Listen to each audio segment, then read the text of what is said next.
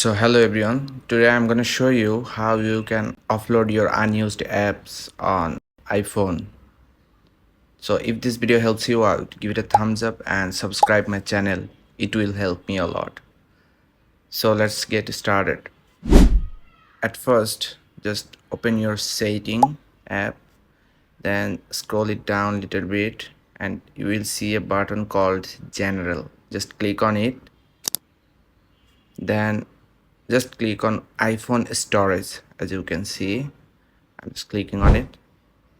Then you will see all of your apps. So if you want to offload these apps individually, then just click on that individual app. Like I'm offloading Twitter or X, I'm just clicking on it and just click on offload app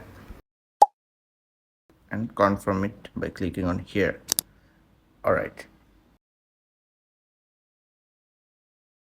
as you can see, this app is offloaded. If you want to offload automatically every time, like if you want to offload your unused app, then just back from here, go back to your setting, then scroll down a little bit and click on this app store option. Just click on this, then scroll down and you will see an option called offload unused apps. It's saying like automatically remove unused apps but keep all documents and data.